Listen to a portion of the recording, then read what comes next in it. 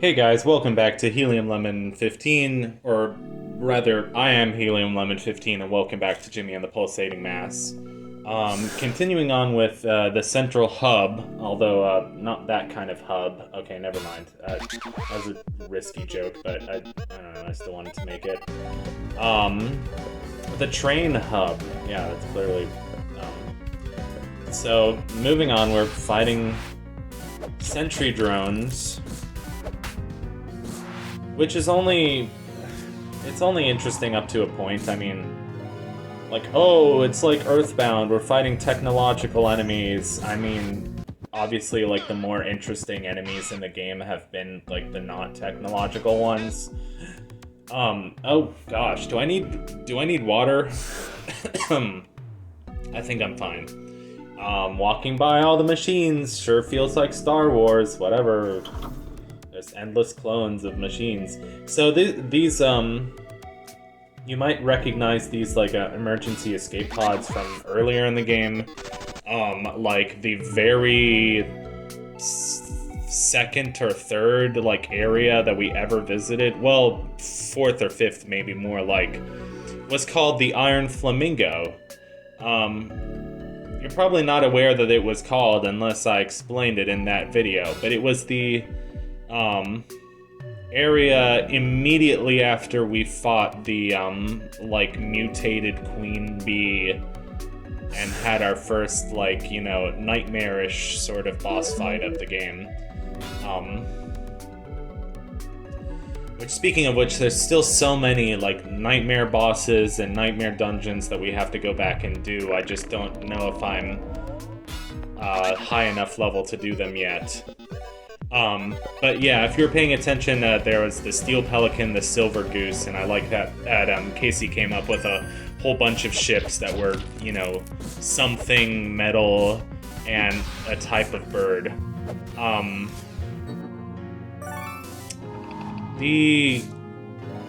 Oh, because of the shield, okay.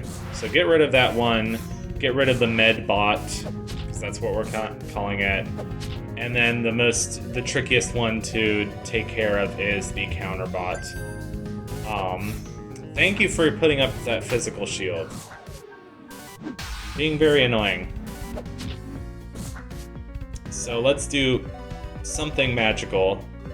Or cryodynamics is ice. It's chemical. It's not really magical, but it's still something other than physical, which is helpful. And then one more attack, and then you should be done. So, like, the only difficult thing about this area really is keeping track of which areas you've already been to. It's like a big hexagon, basically. There's 6 paths. It's what? Southwest, west, northwest, northeast, east, southeast. But of course, no north and no south. Crap, this is sort of a bad situation. And we were able to escape. Yay, hooray.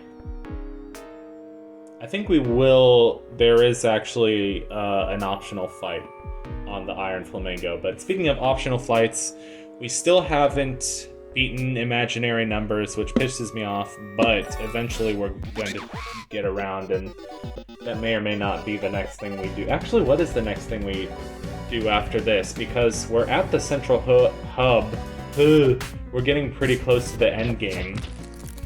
But we also have, like, we haven't gone back to take care of any of the, like, side stuff. Besides...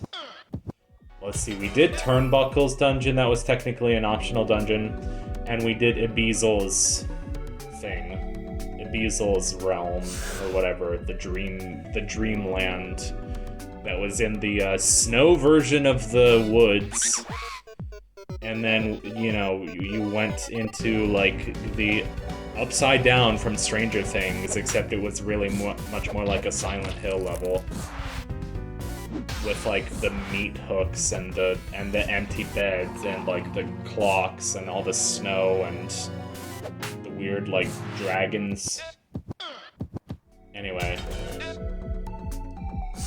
That area isn't really like the enemies aren't quote unquote scary, but like it's one of the coolest atmospheric levels in the whole game. Yeah, it's in the whole game. The whole game. I like how you can just ask him to repeat that. I have no idea why information guy's here telling us about the hippocampus. That's pretty good. And there's... Not sure what that weird, like, scientist-looking guy is with the glasses, but we got a car, we got a beach, sunset, we got Lars, we got Andrew. So that orb is a hollow orb. Not hollow as in it's hollow inside, but hollow as in it projects a hologram.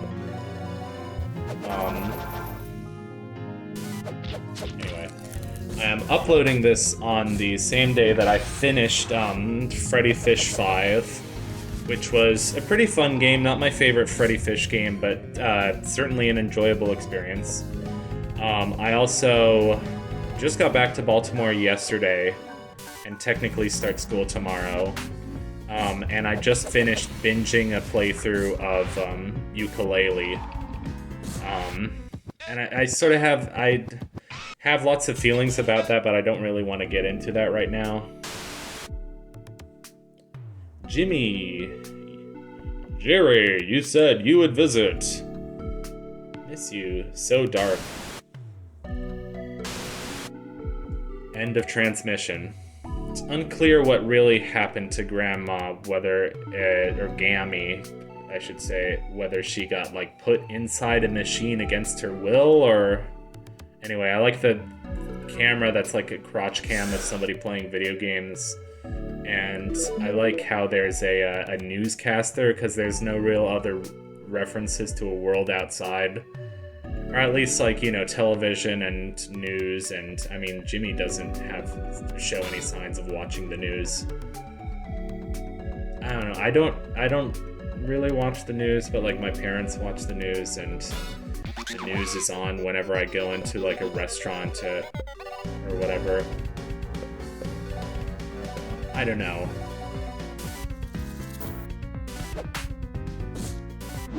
I don't want to sound like a crazy person, but, like, I don't know, I've kind of stopped... I've kind of, like, developed mixed feelings about watching the news, and I mean, I don't know, I just realized I would rather play video games or do something I enjoy than, like, you know, watching all the negative things from around the world. But some people don't see it that way. They think that, like, staying on top of politics makes them a better citizen or whatever. I don't know, I never really felt that way. Anyway, I said I wouldn't talk about politics. So now we finished the entire left side of the hub, because we're gonna keep calling it that, even though that's not very child-friendly. Thank you for watching this episode of Jimmy and the Pulsating Mask. Bye for now.